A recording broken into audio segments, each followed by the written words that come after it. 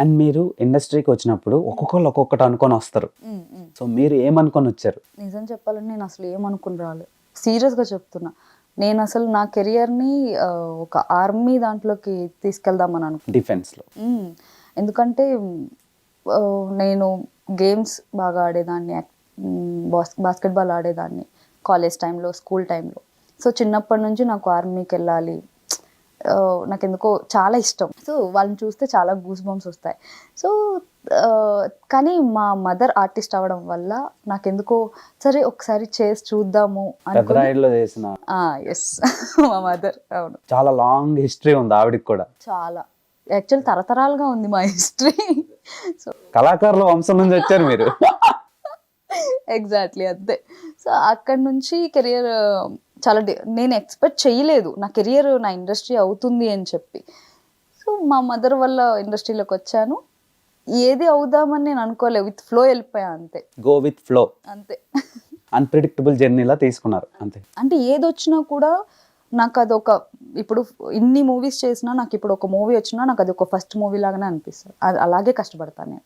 అలా తీసుకుంటేనే మనం వర్క్ చేయగలం.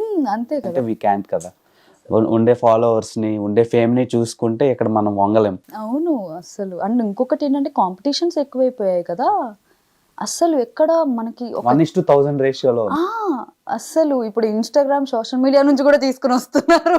వారానికి ఒకరు పుట్టుకొస్తున్నారు. అసలు ఫోన్ ఉండాలి చేతిలో. కలెక్ట్ చేసేది ఈటీవీనే. అవును, అది గ్రేట్ కదా. అది గ్రేట్. కొత్త కొత్త టాలెంట్ ని, అంటే ఇప్పుడు ఎవరికైనా ఉంటుందండి, అంటే ఒక్కసారైనా మన టాలెంట్ ని చూపించాలని చెప్పి ఎవరిని మనం తక్కువ చేయలేము. వాళ్ళ టాలెంట్ని ఒక పూటలో ఫోన్ పట్టుకొని వాళ్ళ లైటింగ్స్ కానీ, వాళ్ళ ఎఫెక్ట్స్ కానీ, ఫీలింగ్స్ కానీ అవన్నీ చూపించి ఒక మంచి ప్లాట్ఫామ్ ఈటీవీ వాళ్ళు కల్పిస్తున్నారు వాళ్ళకి. సో అప్పుడు వచ్చినప్పుడు కూడా వాళ్ళ టాలెంట్ని ప్రూవ్ చేసుకుంటున్నారు. సో అది హ్యాపీ కదా వాళ్ళకి. ఒక లైఫ్లో ఒక చిన్న కోరిక ఉంటుంది వాళ్ళకి కూడా, అది ఈటీవీ వాళ్ళు తీరుస్తున్నారుగా. Okay, coming back your golden days, జబర్దస్త్కి వెళ్దాం. ఓకే, అలా ఇల్లు వచ్చేద్దాం అండి. పర్వాలేదు, అక్కడే ఉందామన్నా ఓకే, బికాజ్ నాకు చాలా ఇష్టమైన ఓకే. షో. జబర్దస్త్లో ఒక్కొక్కరికి ఒక్కొక్క యూనిక్ స్టైల్ ఉంది. అందులో శుక్రవారం, గురువారం వచ్చే స్కిట్లలో ఫస్ట్ ఎపిసోడ్ స్టార్ట్ అవ్వగానే చెమ్మక్ చంద్ర స్కిట్ వస్తుంది. సో ఆ స్కిట్లో పెర్ఫార్మెన్స్ చేసే మీకు ఆయనకి నిజంగానే వీళ్ళు మొగుడు పెళ్ళాలేమో, నిజంగానే వైఫ్ అండ్ హస్బెండ్స్ ఏమో అనుకుని చాలా మంది అనుకుంటున్నారు. అంటే ఇప్పుడు సుధీర్, రశ్మిని ఎలా అనుకున్నారు, అంటే ఒక లవర్స్ లో ఎలా అనుకున్నారో మీ ఇద్దరిని ఒక మంచి పెయిర్ గా అనుకున్నారు. అది ఎంతవరకు కరెక్ట్? మీరు ఎంతవరకు అగ్రీ అవుతారు? ఎంతవరకు కరెక్ట్ అని అంటే, ఇప్పుడు సీరియల్ చూస్తారు, సీరియల్లో ఏమంటారు, ఒక వైఫ్ అండ్ హస్బెండ్స్ ఉంటారు. అంటే ఆడియన్స్, ఫ్యామిలీ ఆడియన్స్, వాళ్ళు ఏంటంటే మన అని అనేసుకుంటారు అబ్బా. సో అది నా అగ్రీ చేయడం అని అంటే వాళ్ళ అభిమానం అది. సో వాళ్ళ లవ్ అలా చూపిస్తారు.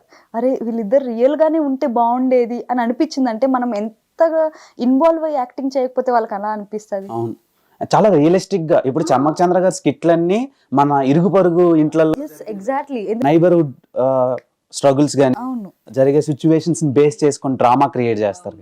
సో మీరు స్కిట్లు ప్రాక్టీస్ చేసినప్పుడు ఎలా ఫన్ జనరేట్ అవుతుంది? అదైతే వేరే లెవెల్. ఎందుకంటే మార్నింగ్ మీరు నమ్మరు, నాకు అది ఒక స్కూల్, యాక్టింగ్ స్కూల్ అనే చెప్పాలి. బికాజ్ ఏమీ తెలియనప్పుడు నా 10th క్లాస్ అయిపోయింది, వచ్చాను, మూవీస్ చేశాను అప్పటికే. బట్ 2015 అప్పుడు స్టార్ట్ అయింది జబర్దస్త్కి. ఇలాగా అడిగారు చెమ్మక్ చంద్ర గారు, నేను ఒక మూవీ చేశాం. సో ఆ మూవీ ద్వారా మా మదర్ని అడిగారు అనమాట, ఒక స్కిట్కి, ఒక్క స్కిట్కి చేయిస్తాను, మీ అమ్మాయి మెమరీ పవర్ చాలా బాగుంది, యాక్టింగ్ బాగుంది అని చెప్పి. సో మదర్ ఓకే, ఒక్కటే కదా అని చెప్పి, రోజు అప్పటిదాకా అమ్మాయిలు లేరు కదా, అందరూ లేడీ గెటప్. సో ఫస్ట్ అమ్మాయి పంపించచ్చా లేదా అని అంటే రోజా గారు చాలా సపోర్ట్ చేశారు. నేను ఉన్నాను కదా, నువ్వు పంపి, ఎందుకంటే అమ్మకి తెలుసు అనమాట రోజా గారు. సో ఏం లేదు, ఒక స్కిట్టే కదా, చెయ్యి నీ పాపని, ఏముంది సరదాగా అని చెప్పి, అది కూడా రోజా గారు స్కిట్టే చేశాను నేను, శుభలగ్నం స్కిట్. మ్యాడస్లు అది బాగా పండింది, చాలా విన్ అయింది.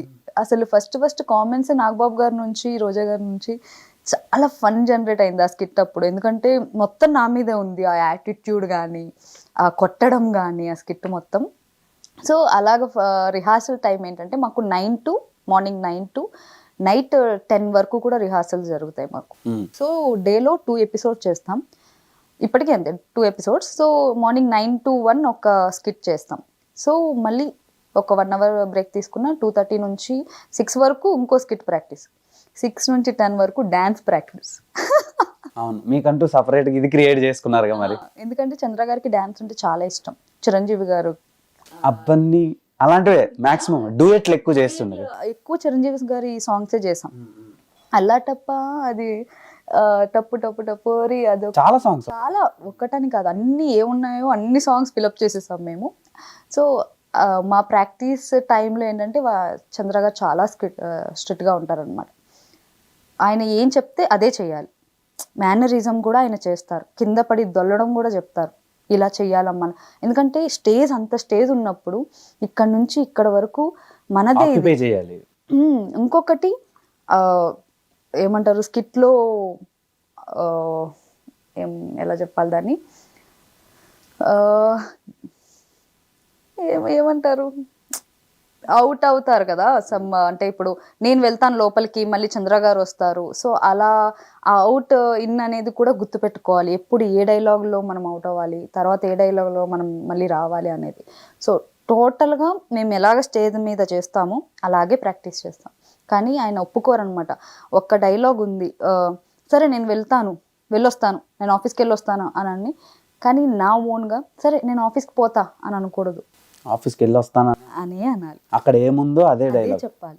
ఆ పంచెస్ ఎందుకంటే వాళ్ళ ఏమంటారు బ్యాక్ టు బ్యాక్ పంచెస్ ఉంటాయి కదా, దాన్ని కిల్ చేయకూడదు అంటారు. నేను స్కిట్ ఒక డైలాగ్ రాసుకున్నానమ్మా, అదే చెప్పాలి నువ్వు అంటారు. ఓకే సార్ అని చెప్పి స్కూల్ అది చాలా స్ట్రిక్ట్గా ఉంటారు ప్రాక్టీస్ వరకు. ఆఫ్టర్ ప్రాక్టీస్ చాలా ఫ్రెండ్లీగా ఉంటారు చంద్ర గారు. సత్యశ్రీ తీసుకున్న ఫస్ట్ రెమ్యునరేషన్ నా లెజెండ్ మూవీది అది. ఐ థింక్ 1 lakh వచ్చినట్టుంది. బాగానే ఇచ్చారు. బోయపాటి గారు ఆయన చాలా సినిమాలు చేశారు మీరు. అవును, మాక్సిమం చేశారు ఆయన. ఆ భద్ర అవన్నీ వదిలేస్తే, భద్రాసింహ వదిలేస్తే తర్వాత వచ్చినవన్నీ జయజానికి నాయక గాని అండ్ వినయ విధరామ దాంట్లో చేయలేదు. అది మన జయజానికి నాయకలో రకుల్ ప్రీత్ సింగ్ ఫ్రెండ్ క్యారెక్టర్ చేశా. చాలా చేశారు, ఫ్రెండ్ క్యారెక్టర్లు చేసినట్టు. అవును, రకుల్ ప్రీత్ రారుండే వేడుక చూడండి అండ్ పండుగ చేసా. సో చాలా బాగుంది. లైఫ్ కొంచెం డిఫరెంట్గా ఉంది, అంటే స్ట్రగుల్ కనిపించదు వెనకతలు ఎవరు. అవును.